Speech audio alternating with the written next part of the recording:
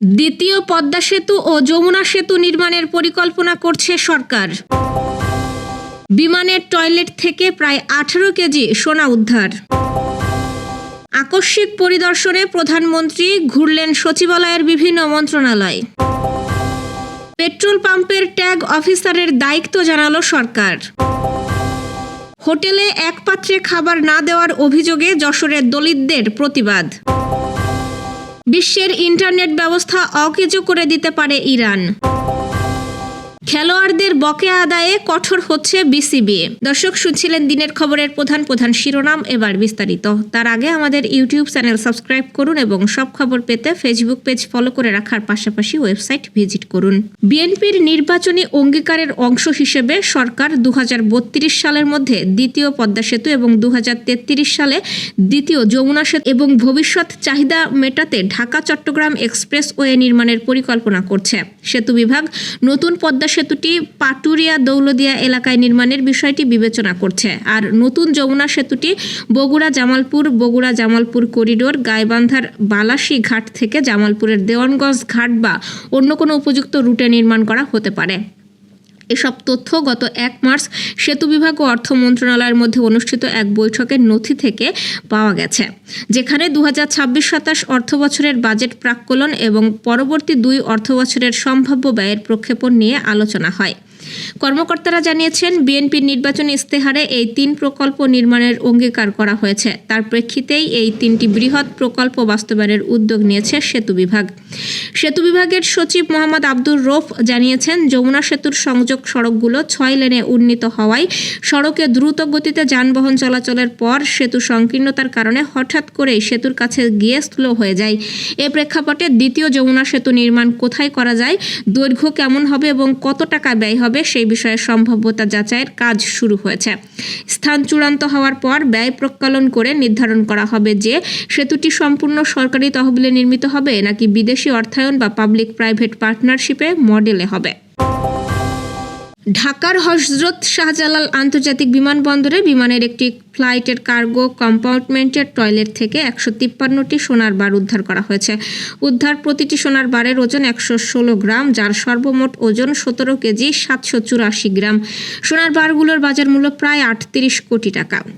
শনিবার মধ্যরাতে যৌথ অভিযান চালিয়ে গোয়েন্দা সংস্থা ও এভিয়েশন সিকিউরিটি সদস্যরা এসব সোনার বার উদ্ধার করে। আজ এক সংবাদ বিজ্ঞপ্তিতে এই তথ্য জানানো হয়। বিজ্ঞপ্তিতে বলা হয়, শনিবার রাত 9টার দিকে শাহজালালে অবতরণ করে দুবাই থেকে ছেড়ে আসা বিমান বাংলাদেশ এয়ারলাইন্সের ফ্লাইট। গোয়েন্দা তথ্যের ভিত্তিতে বিমানটিকে অবতরণের আগে থেকেই সার্বক্ষণিক নজরদারিতে রাখা হয়। অবতরণের পর এফসেক সদস্যদের সমন্বয়ে একটি যৌথ অভিযান পরিচালনা করা হয়। অভিযান চলাকালে ফ্লাইটের কার্গো হোল্ডে নিবিড় তল্লাশি চালানো হয়। তল্লাশির এক পর্যায়ে কার্গো হোল্ডে অবস্থিত টয়লেটের প্যানেলে সাদা কাপড়ে মোড়ানো অবস্থায় 153 সোনার বার পাওয়া যায়। কোনো পূর্ব ঘোষণা ছাড়াই আকস্মিক সচিবালয়ে বিভিন্ন মন্ত্রণালয় পরিদর্শন করেছেন প্রধানমন্ত্রী তারেক রহমান। আজ সকালে তিনি পায়ে হেঁটে এক ভবন থেকে অন্য ভবনে গিয়ে এসব মন্ত্রণালয়ের সার্বিক কার্যক্রম ঘুরে দেখেন। সংশ্লিষ্ট সূত্র জানাচ্ছে, রোববার সকাল 9টা 5 সচিবালয়ে নিজ কার্যালয়ের নিচে এসে পৌঁছান সরকার প্রধান। সেখানে তাকে অভ্যর্থনা জানাতে আগে থেকে উপস্থিত ছিলেন মন্ত্রিপরিষদ সচিব নাসিমুল গনি সহ সরকারের ঊর্ধ্বতন কর্মকর্তারা। তাদের সঙ্গে কিছুক্ষণ কথা বলার এক পর্যায়ে হঠাৎ করেই কড়া নিরাপত্তার মধ্য দিয়ে সচিবালয়ের ভেতরে হাঁটতে শুরু করেন প্রধানমন্ত্রী তারেক রহমান। হাঁটতে হাঁটতে তিনি চলে যান সচিবালয়ের অপর প্রান্তে অবস্থিত 6 নম্বর ভবনে। এ ভবনে 10টির মতো মন্ত্রণালয় রয়েছে। সেখানে তিনি বিদ্যুৎ, জ্বালানি ও খনিজ সম্পদ মন্ত্রণালয় এবং নারী ও শিশু বিষয়ক মন্ত্রণালয় সহ আরও অন্যান্য মন্ত্রণালয় ঘুরে দেখেন।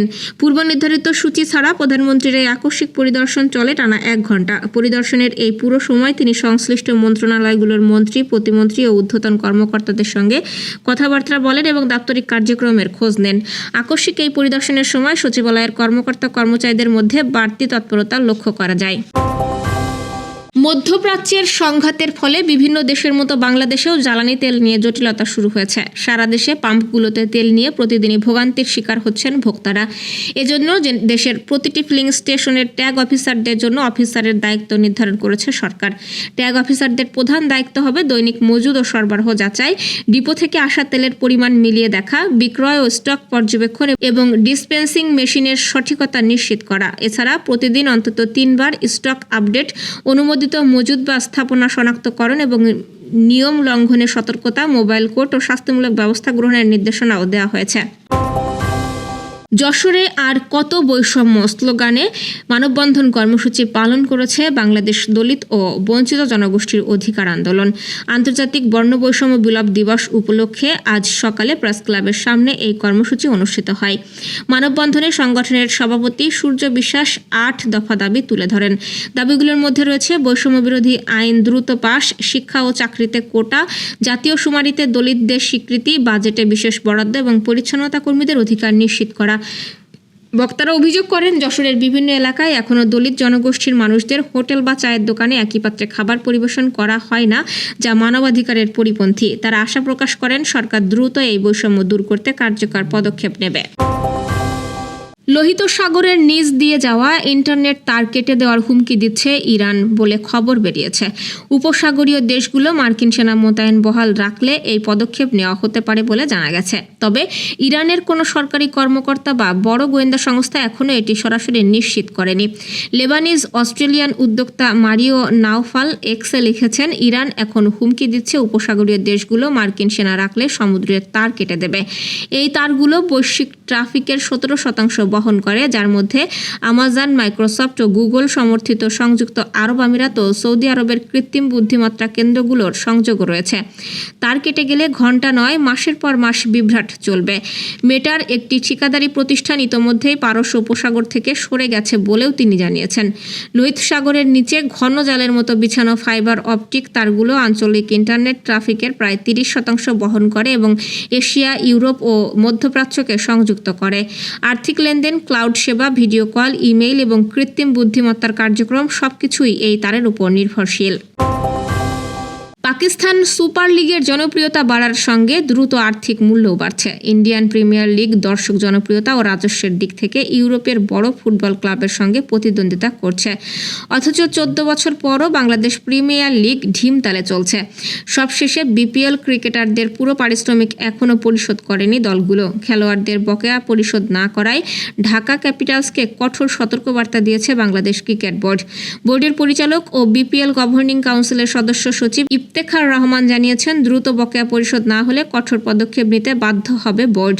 সাংবাদিকদের ইফতেখার বলেন, একাধিকবার চিঠি দেওয়ার পরও ইতিবাচক সাড়া পাইনি। 27 ফেব্রুয়ারি আমরা 15 দিনের মধ্যে খেলোয়াড়দের বকেয়া পরিশোধের নোটিশ দিয়েছিলাম, কিন্তু এখনও তা মানা হয়নি।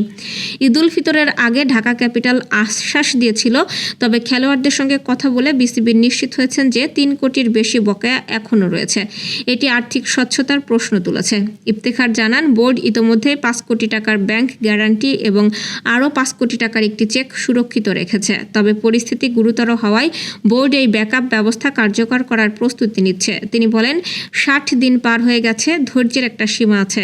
আজকের মধ্যে টাকা পরিশোধ না করলে আমরা অন্য পথে যাব।